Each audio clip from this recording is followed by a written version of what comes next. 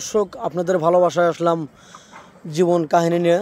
আমরা শুনবো অসহায় মেয়ের জীবন কাহিনী। আসসালামু আলাইকুম। ওয়ালাইকুম আসসালাম। হ্যাঁ আপু, কেমন আছো তুমি? আলহামদুলিল্লাহ, আমি ভালো আছি। আপনি কেমন আছেন? আমি ভালো আছি। তোমার নামটা জানো কি? আমার নাম মোহাম্মদ সোনিয়া আক্তার। সোনিয়া আক্তার। তোমার দেশের বাড়ি কোথায়? Home district? আমার দেশের বাড়ি কুমিল্লা 14 গ্রাম। কুমিল্লা 14 গ্রাম না? তোমার ফ্যামিলিতে কে কে আছে? আমার ফ্যামিলিতে কেউ নাই, আমি ইতিম। ইতিম। তো তুমি কার কাছে মানুষ হয়েছো? আমি আমার মামার কাছে মানুষ হয়েছি। আমার মামা একজন ভ্যান চালক। ও আচ্ছা। পড়াশোনা কতটুকু করেছো? পড়াশোনা করেছি, এসএসসি দিছি আমি। খুব কষ্ট করে এসেছি বন্ধু পড়ছো। হ্যাঁ।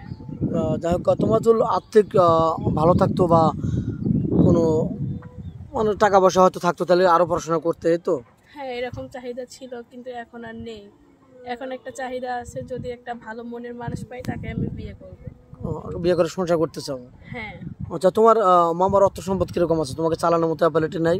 এরকম কিছু নাই। উনি একজন ভ্যান চালক, আর উনি বিয়ে করছে আমাকে, মানে আমার মামি আমাকে দেখতে পারে না, তো আমাকে বাড়ি থেকে বাইর করে দিয়েছে। ও, তার মানে তারও বাচ্চা কাচ্চা হয়ে গেছে, চালান খুব টাফ, সে একটা ভ্যান চালক।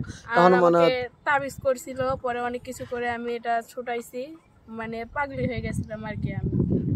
ও, তার জীবন অনেক ঝড় চলে গেছে। হ্যাঁ। তোমার ফ্যামিলিতে কেউ নেই এবং তোমার মামিও তোমাকে অত্যাচার করছে অনেক।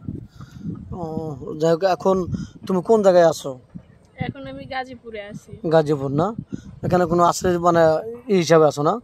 অন্য জায়গায় আর কি। যাই হোক, মামার বাসা তো আর নেই। না না, ওখানে এখন তুমি কি করতে চাচ্ছ বলো? কি একটু সহযোগিতা চাও কারো, নাকি বিয়ে করতে চাও, কোনটা?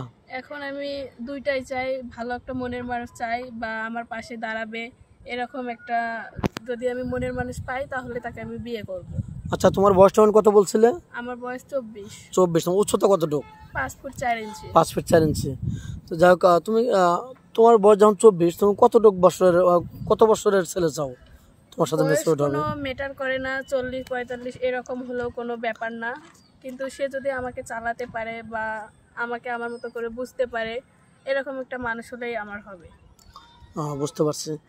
আচ্ছা, হ্যাঁ। তোমাকে যদি প্রবাসে যে কোনো রাষ্ট্রে নিয়ে যেতে হয়, তুমি যাবে? হ্যাঁ, যাব। স্বামীর সাথে থাকবে? হ্যাঁ, থাকবো। পরে তো আবার না করবে না বিয়ের পরে? না না, এটা করব না। আর কোনো বাংলাদেশে কোনো প্রবাসী বা যদি বিয়ে করে বাংলাদেশে রেখে যায়, তার সাথে কোনো 2 নম্বরই ছলচাতুরি বেইমানি এরকম করবা, প্রতারণা করবা? এগুলো যদি আমার করার ইচ্ছে থাকতো তাহলে তো আমি অন্য কোনো ছেলের সাথে সম্পর্ক করতে পারতাম, আমার এখানে আসা লাগতো না। তুমি তো মুসলমান? হ্যাঁ, আমি মুসলিম। নামাজ কালাম তো পড়া হয়? হ্যাঁ, নামাজ পড়ি। আচ্ছা, তোমার ভালো ঘরের বিয়ে হলো, তোমার এখন যেমন অভাবে আছো, খুব কষ্টে আছো, দেখার মতো কেউ নেই, ভালোবাসার কোনো মানুষ নেই, তোমার ভালো ঘরে বিয়ে হলো, স্বামীটা অনেক ভালো হলো, তোমার কোথায় ঘোরার ইচ্ছা আছে আর কি? বাংলাদেশে কোন জায়গাটা ভালো লাগে? আমার ঘোরার ইচ্ছা নাই, শুধু আমার একটা ইচ্ছা আছে, আমার জামাইকে আমি ভালোভাবে দেখব, বা একটু দোকানপাটে যাব, বা চা নাস্তা খাবো, এইটুকুই। আমি মানে মানে একজাক্টলি তুমি স্বামীকে ভালোবাসবে, স্বামী তোমাকে ভালোবাসবে। হ্যাঁ, এটাই। এই তো দুজনে ভালোবাসা নিয়ে মানে মারা যেতে চাও, হ্যাঁ। স্বামীর সেবা করে, এই তো। হ্যাঁ। তো যাই হোক, স্কিপার বাড়াতে চাচ্ছি না।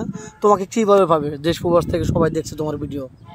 স্ক্রিনে একটা নাম্বার দেওয়া আছে, ওই নাম্বারে যোগাযোগ করলে আমাকে পেয়ে যাবে। তোমার কোনো ফোন নেই? আমার কোনো ফোন নেই বা সিম নেই। আচ্ছা, দর্শক বন্ধু শুনতে পারলেন, মেয়েটা খুবই অসহায়, অনাথ।